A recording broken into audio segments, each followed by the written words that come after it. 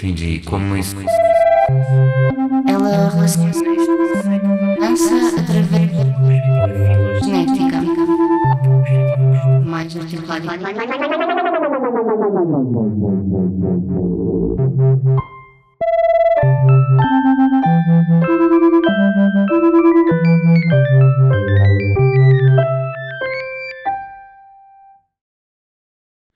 Welcome to the Wording Dances podcast, a lecture series by dance artists who have something to say about what they do.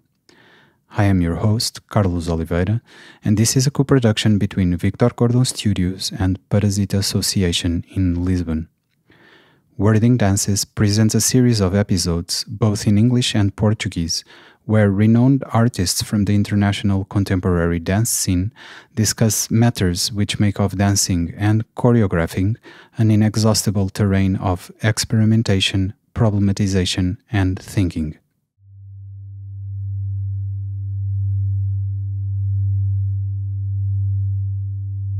Today, we invited Bojana Cvejić to read to us an adapted excerpt from a book chapter in manuscript titled "We Work with the Materials That Resist Us." Bojana is author of several books, such as Choreographing Problems from 2015 and Toward a Transindividual Self, a study in social dramaturgy, co-written with Ana Vujanović. Since 1996, she has made, performed, and collaborated on numerous works of opera, dance, and theater in Europe as co-director, dramaturg, or performer.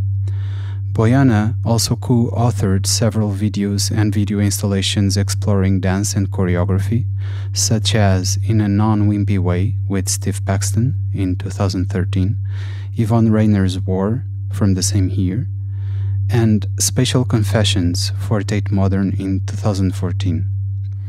Her research in social choreography, transindividuality, and critical theory drives her politically to organize collective platforms of self-education and experimental production, such as P.A.R.T.S, Performing Arts Forum at Saint-Terme, and since 2017 she divides her time between Oslo, where she is professor of dance theory at the Oslo Academy of the Arts, and Brussels, where she teaches at P.A.R.T.S. We will now listen to Bojana for about 30 minutes, after which she and I will discuss a bit about the relationship between dance and dramaturgy, the political reality of working environments, and the ethics behind the notion of multiplicity in artistic processes. So please let yourself tune into the listening and enjoy the words. As I'm recording this text, I picture that the listeners and I can share some passion that is left for how a dance comes into being and what is the mode it exists in outside the dancer's control. The position I'm speaking from is rooted in practical dramaturgy. From my experiences collaborating with choreographers and dancers in several contexts I've been working in: Brussels, the Balkans, and Oslo. What I will read here is an adapted excerpt from a book chapter in manuscript titled "We Work with the Materials That Resist Us." The word resistance here was used by Daniel Huillet and Jean-Marie Straub to capture how materials act in a process of making a film. The filmmaker duo Huillet and Straub chose materials whose leftist history they sought to redeem: disappearing dialects, disintegrating class of peasants, historical figures, artists, leftists, or anti-fascist struggles. The materials I will speak about include bodies, movements, tangible materials like fabrics, and the imaginary, and the leftovers, things that don't make it into a dance but shape the process. The first moment I'm invited to the studio as a dramaturg or an outside eye is when the makers are going to show their material. As a matter of fact, this is the most common situation I associate with dramaturgical work. More often alone than with other witnesses, I'm watching the material in an early phase of the process. The moment is pregnant with curiosity and expectation from everyone present. Is this already something? The question prods into the potentiality of this to develop and grow, or remain just a starting point. Even if the maker has shared their initial ideas with me, I tend to forget, or at least I temporarily put aside the concepts and images produced in the conversation that took place before I came to the rehearsal. At this moment of the first encounter, it is important to let the material stand alone, regardless of any intentions we would be measuring it with.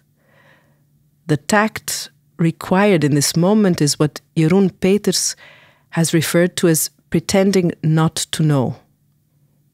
In my experience, this isn't an effort. The material sparks associations, and I try to listen to what it wants from me.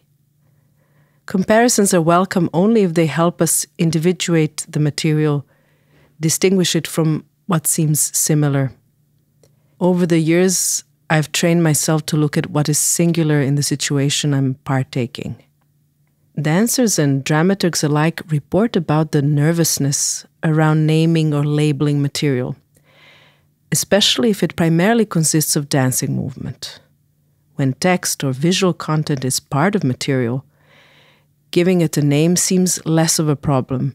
But in dance, the anxiety about the dramaturg calling material by names comes from the perennial fear of the power and inadequacy of words to capture dancing.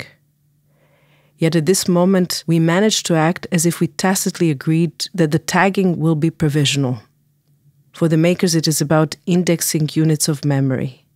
For the dramaturg, the name indicates a vague notion to chew upon in the process, perhaps eventually discard. Can words also act as placeholders for variable meaning? How do you do it in your process? When did you think that words threatened to colonize your material? When were the words useful because they prompted you to rethink and differentiate material at a later moment? In any case, no correlation between the name and the thing need be established. The material at stake is substantial, but its significance and value indeterminate. In this stage of creation, making exceeds our understanding of what we are making. John Cage writes in Lecture on Nothing, "Now about material, is it interesting? It is and it isn't, but one thing is certain. If one is making something which is to be nothing, the one making must love and be patient with the material they choose." Nothing for Cage is specifically bound up with non-intentionality as part of his Taoist and Zen Buddhist orientation for indeterminacy. The material is arbitrary so that it can fill a structure like an empty glass into which at any moment anything may be poured. Here I will turn my back to Cage for a moment.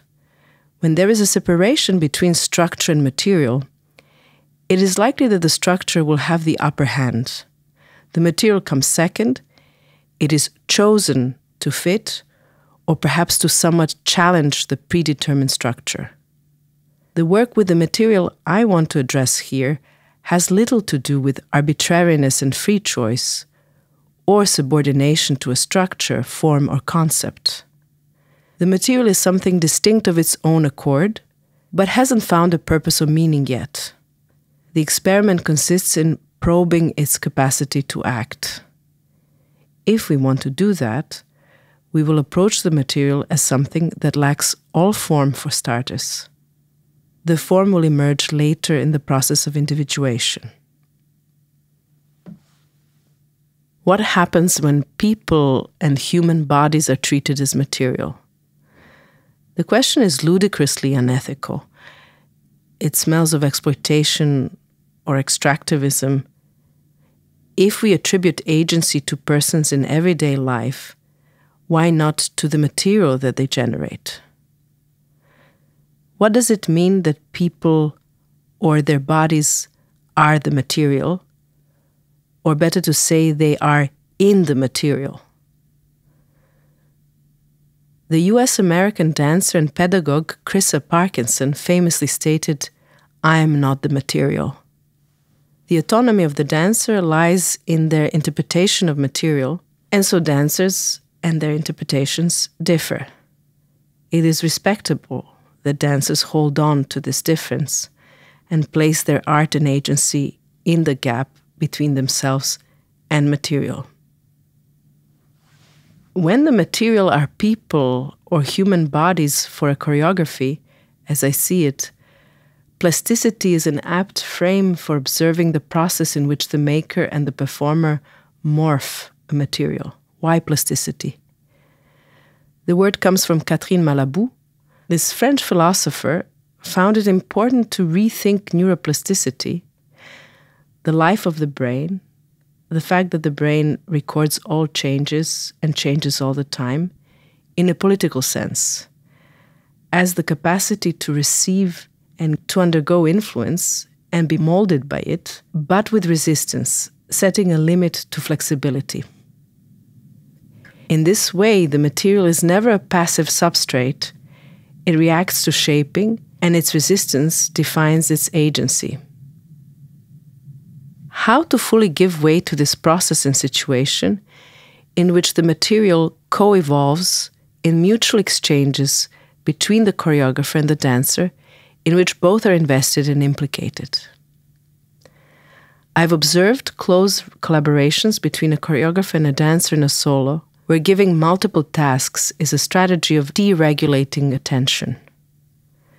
The tasks require of the dancer to direct their sense to several parts of the body, several processes, to the point that they might lose self-consciousness and control of their body image, and something leaks out of the body, out of a momentary loss of focus and intention. While the material has been already developed, it doesn't petrify it, because the dancer enacts a live process of individuating it. Well, doesn't it all point to the million-dollar question, how do you maintain the liveness of the material? What agreement must the director and the performer have in order to trust that the process of individuating the material can continue in live performance? How does the material continue to shape the work even when it is set? What is actually going on in the individuation, where the dancer is the agent that enacts an element, which might be a practice, in an environment, if we take performance to be that environment?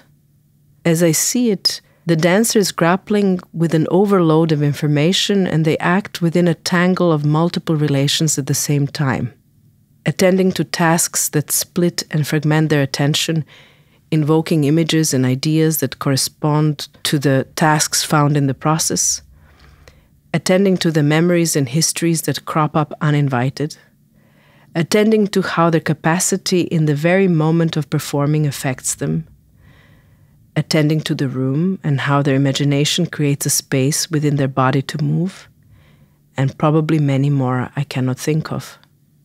Even though it is the dancer who cuts through this messy knot of relations between tasks, ideas, capacities, and memories, it is the material and not the dancer that acts.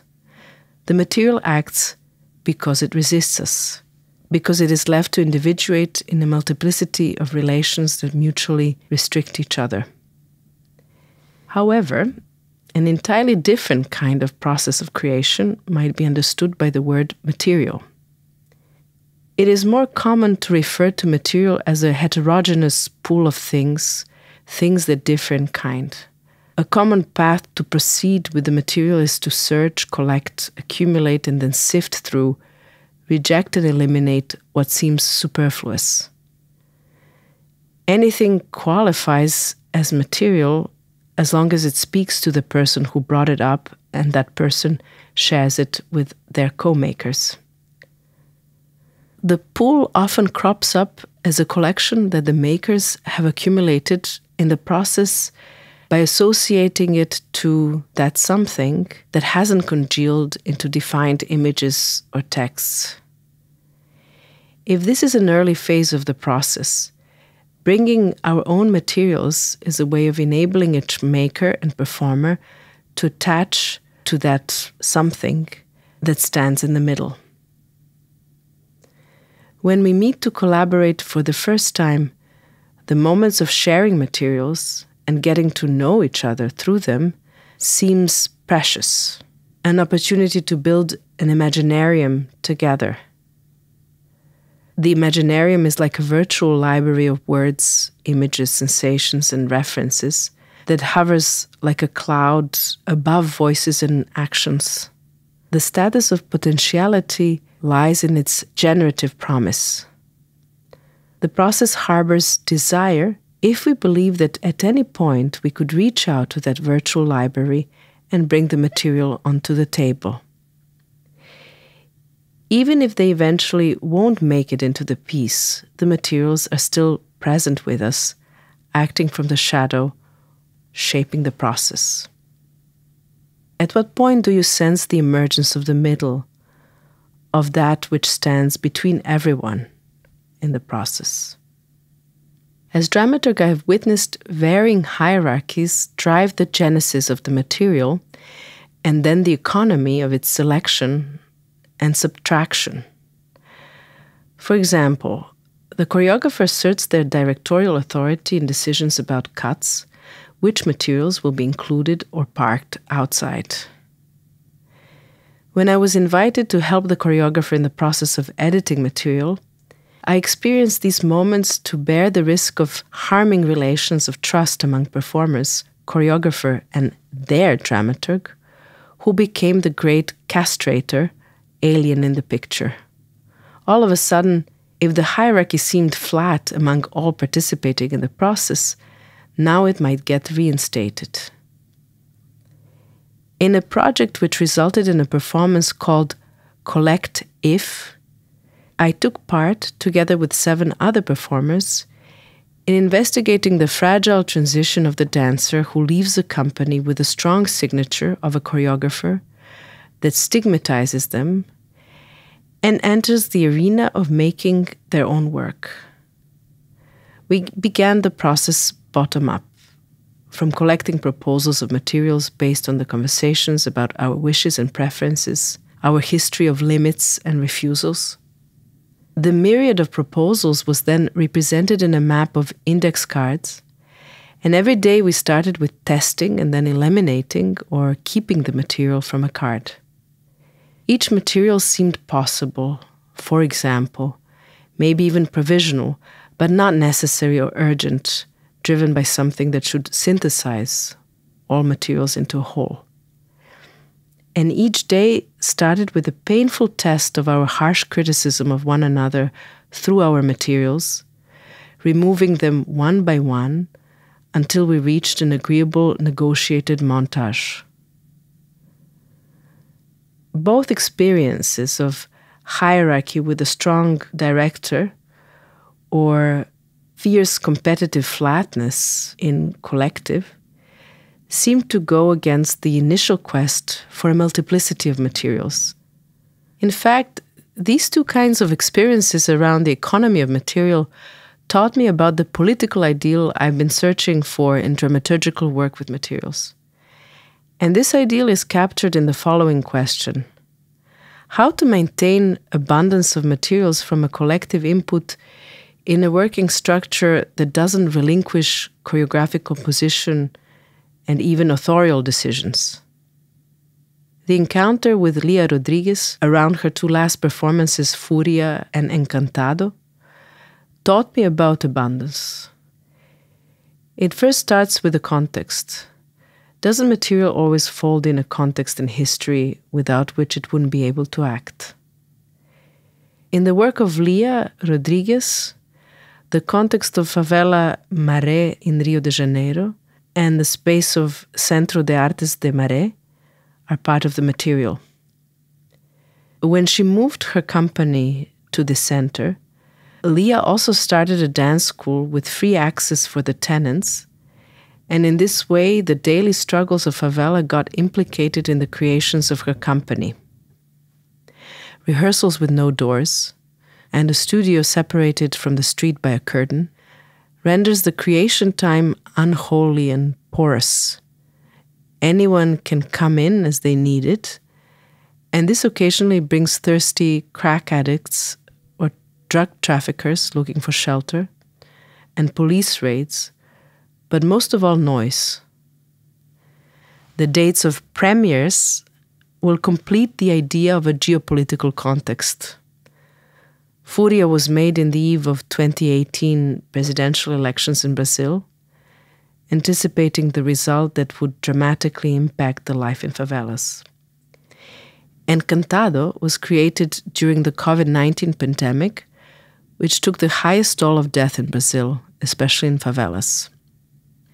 While fury stands for wild and violent anger, intensity and strength of an action or phenomenon, and the Greek deities of punishment, Encantado for enchantment and incantation, but also the spirits in Afro-Indigenous cosmology, Encantados, who, as the program note says, animated by unknown powers, move between the sky and earth, in jungles, on rocks, in fresh and salt water, in dunes, in plants, turning them into sacred places. In particular, enchantment acts as a trope for the kind of creation Rodrigues seeks out. She says, to come up with a new creation, you have to enter the enchantment, engage in various compositions, and go in search of all kinds of living beings, creating agglomerations and collections of bacteria, cashew nuts, flowers, protozoa, rivers, animals immersed in fresh water, seaweed, millipedes, frogs, snakes, porpoises, bees, grasshoppers, mushrooms, lakes, underwater species, skies, sun, wind, trees in the forest, and garden plants, viruses, nights, the moon, the stars, the earth, air and water, and movements that travel from body to body like entities.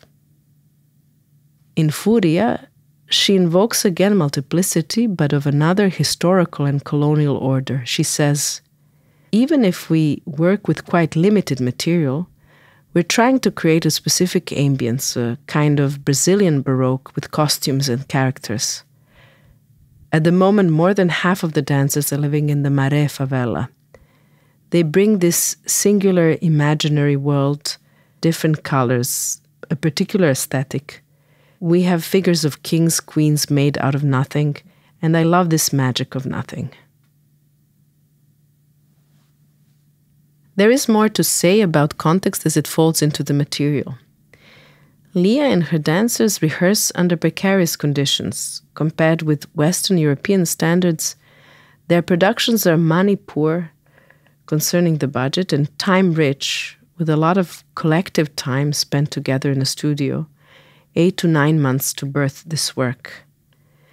In both pieces, dancers work with tangible things, fabrics and clothes and rugs, which they manipulate in manifold ways. They use them to dress and mask their bodies, mount and dismantle figures, form composite creatures and assemble in groups, lay out a landscape and make a sea of clutter, travel in a constellation, drag bodies in bundles, dance like in a maniacal trance, violate or celebrate, and many more actions I cannot adequately depict here. The tangible part of material is everything on the stage which is relentlessly changed, repurposed and reconfigured, without adding new fabrics or props from the outside. Leah compared it with digestion, as if the choreography metabolizes fabrics and images together with the bodies in dancing movement. And this, of course, nods at the notion of anthropophagy associated with Brazilian modernism. About Fúria, she says, we worked with anything we found in our space, old clothes, a small bit of wood, a little piece of plastic thrown in a corner. We tried to create poetry out of these broken and discarded bits and pieces. And in Encantado, the fabrics are 140 rugs they purchased on the cheap, massive Brazilian markets. She said, it's like a big laboratory we've been bringing material into for 9 months. This piece is written day to day with everyone's involvement. The dancers improvise, and I'm trying to organize what we want to say together. Recently, in a conversation, she told us, I feel like I'm more like a seamstress, couturière. I have to listen and compose with the desires of the dancers. Sewing is an apt metaphor to describe the kind of composition Rodrigues developed in Furia and Encantado. Sewing materials in a dance I regard as a quilt or quilting. The opening scene of Encantado suggests quilt in the arrangement of 140 colorful rugs. Yet I'm less interested in the image of the quilt than its operation. Quilting brings together myriad pieces of all kinds. It allows for no preliminary design and fosters local connections and contrasts, piecing already worked out fragments, and the fragments of this choreography are figures, group constellations, contours of scenes, small dances. Differences multiply and rub on the edges. At the same time, it is a colorful multiplicity holding all pieces together while keeping frictions between them. How capacious is a quilt? Where does it begin and end? The horizontal surface of material spreads as if it grows on the edges. Parts can be added side by side without an end. The British anthropologist Tim Ingold compares the provisional character of materials in a quilt to how the world is bricolaged. I quote, "The world is not assembled like a jigsaw puzzle in which every building block slots perfectly into place with an already preordained totality. The reality, as in the case of the cathedral, is more akin to a quilt in which ill-fitting elements are sewn together along irregular edges to form a covering that is always provisional, as elements can at any time be added or taken away." Observing how Leah works with her dancers in the studio, I saw them constructing and showing to one another the figures they made with their bodies enmeshed with the fabrics in a moving constellation. Sometimes Leah jumps in a clump of the bodies to infuse it with motion and effective tone from the inside. Quilting a dance is temporal, and it moves in a loop. A circular procession in Furia, or a catwalk pacing up and down in Encantado. In both performances, the ceaseless repetition of music propels the loop. It gives it a steady pace of transformation. It blurs edges and makes images melt into each other. What holds the abundance of materials together? Is it the seam that stitches the pieces together? Is the stitch visible? What can play the role of that stitch? If it isn't an underlying idea or form, is the stitch the collectivity, the bodies of the many that piece all fragments together? The British anthropologist and visual artist Stephanie Bunn speaks to basket weavers and sculptors alike, and she registers their need for the shock of touch, the resistance of place, materials, and weather. And she describes it as a collaboration, a meeting point between their basket weavers, sculptors' own, and Earth's nature. She asks, if artists don't simply impose form upon substance when they make, then what do? Do they simply react, allowing the materials to direct the proceedings?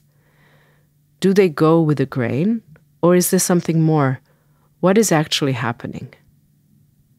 When the material contains tangible things, fabrics and movements grasping them, then the texture and touch are no longer metaphorical. They're literally real. Dancing in the midst of other bodies and fabrics includes the whole body as an instrument, its sensing and motor cognition. Movement becomes the act that sews the quilt. While I dubbed this work with materials as quilting, Leah brought about one more concept that gives much more metaphorical thickness than the quilt. In preparation of our meeting, Leah wrote a short piece titled Butterflies That Drink Turtle Tears, Some Attempts to Create Syntropically. I will quote a paragraph from this text to finish this excerpt. I borrowed this term syntropy from what is known as syntropic farming, a model of agriculture developed by the Swiss researcher and farmer Ernst Goetsch, who moved to Brazil in 1980, where he created this practice. Syntropic farming is defined by creation rather than destruction, in which plants, animals, and humans are part of an interconnected system. I try to transpose this idea, coexistence, diversity, mutual aid, abundance, in my projects, encouraging, as in a syntropic forest, the establishment of a regenerative, fertile, and prosperous ecosystem. This answered my question, how to maintain abundance of materials from a collective input in a working structure that doesn't relinquish choreographic composition and authorial decisions. Do it like agroforestry, the practice of growing crops within a forest, without destroying it to make a field.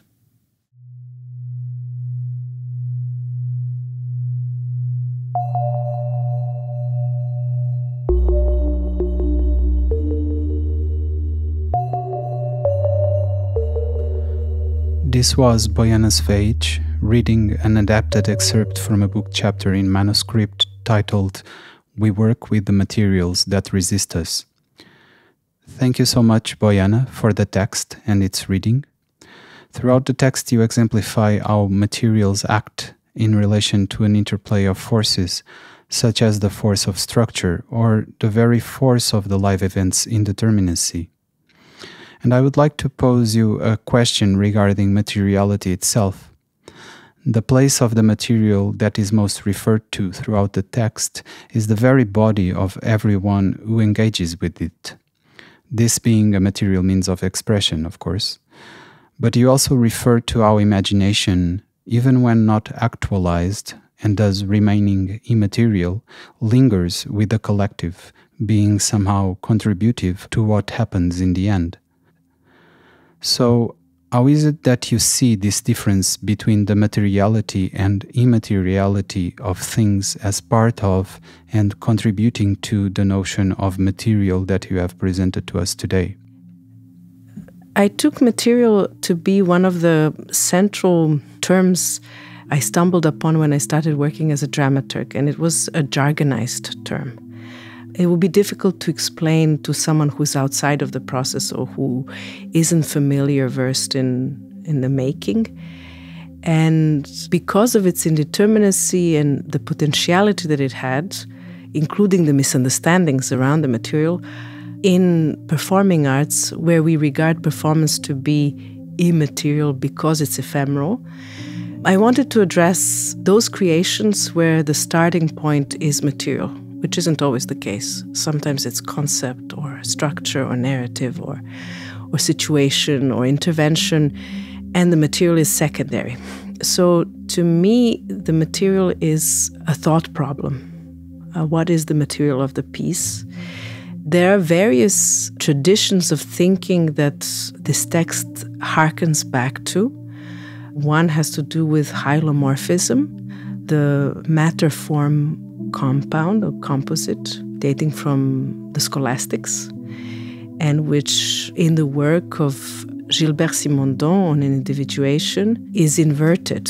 So the material is informed and the form also is immaterial. And the other thing is that I don't distinguish between the material as tangible, even though I mentioned that bodies, movements, and fabrics are included, and they belong to a different order of things, we could say, and immateriality. Imagination is immateriality, because they all operate, regardless of our intentions.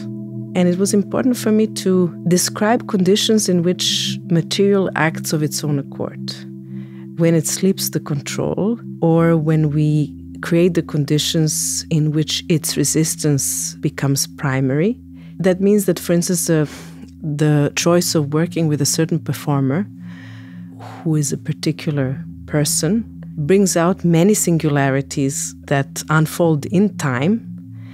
Some are also beyond the control of that dancer, and the tasks that the dancer is presented with are such that the dancer is disarmed from this control.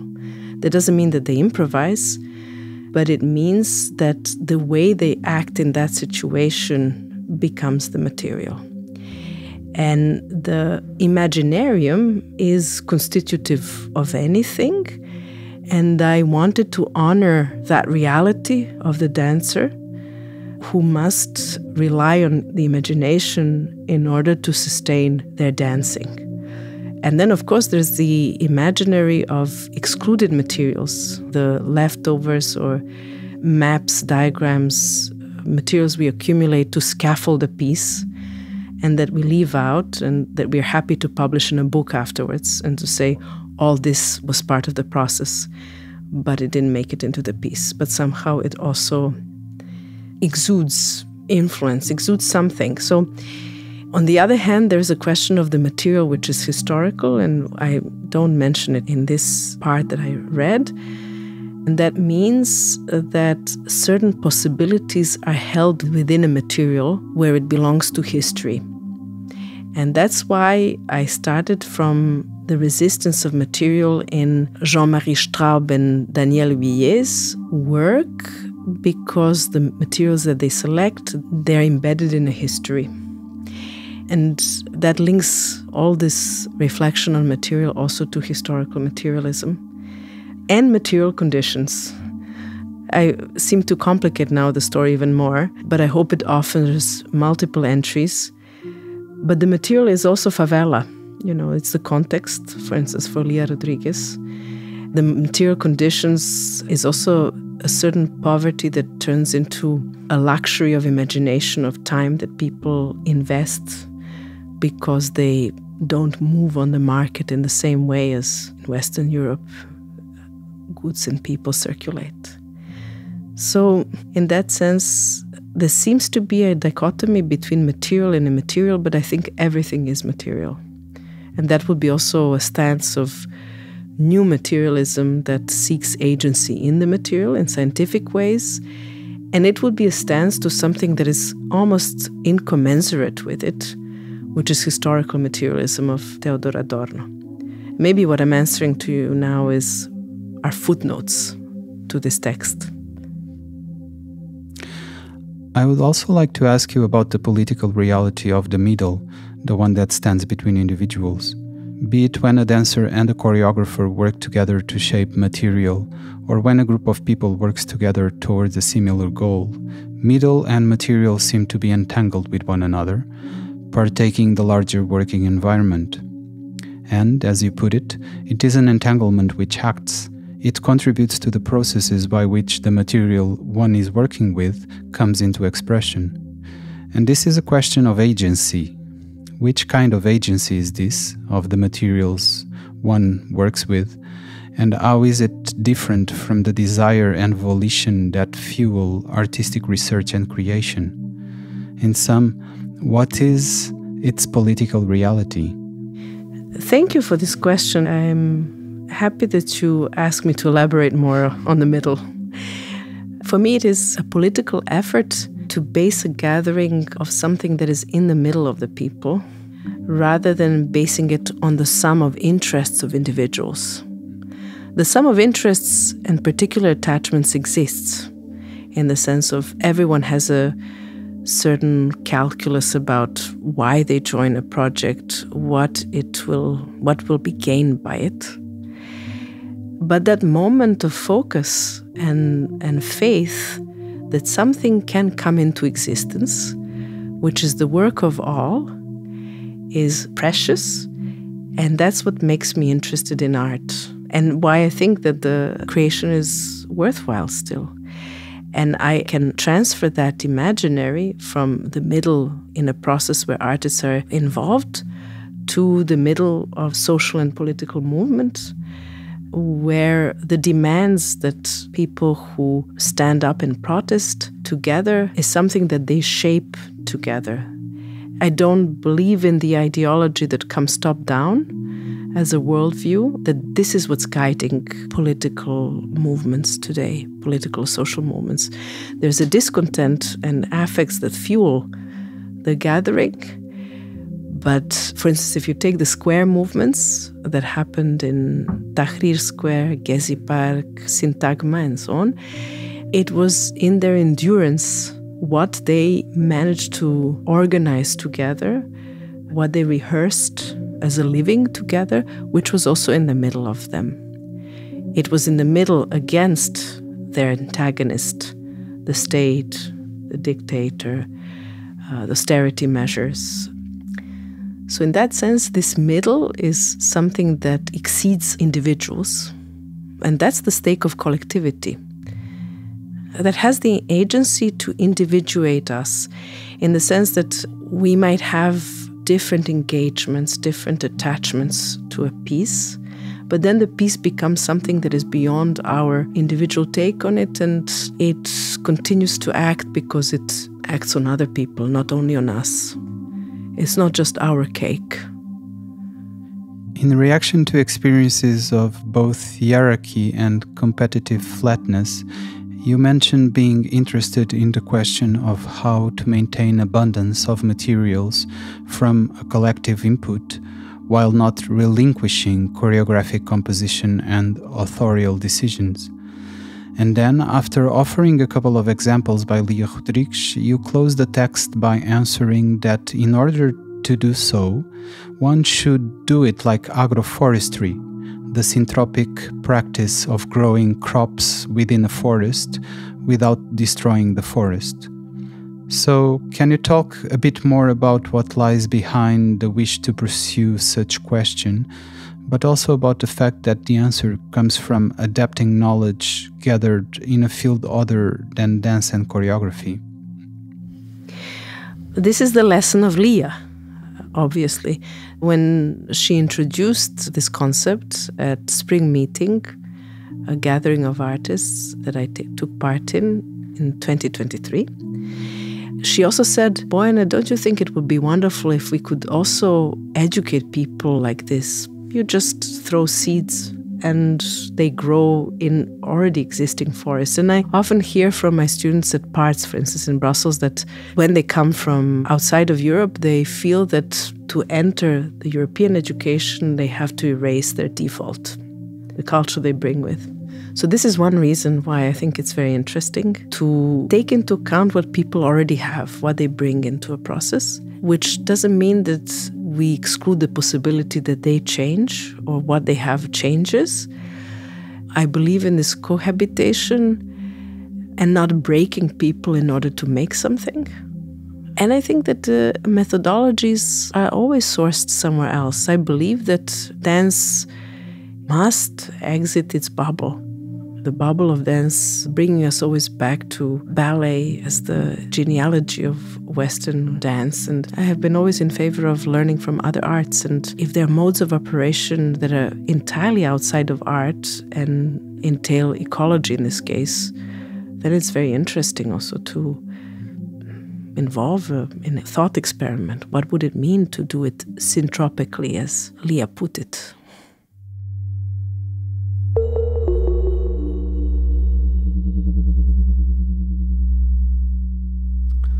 This was Bojana Cvejić, to whom I would like to thank the availability to deliver this talk and to converse with me. We will soon publish some new installments in this lecture series, so if you wish to know more about the upcoming releases, please follow Victor Cordon Studios and Parasita Association on social media, websites, and streaming platforms. I would also like to thank you for being there, listening, and I hope you can join us in the following episodes. This is all for today. Thank you so much.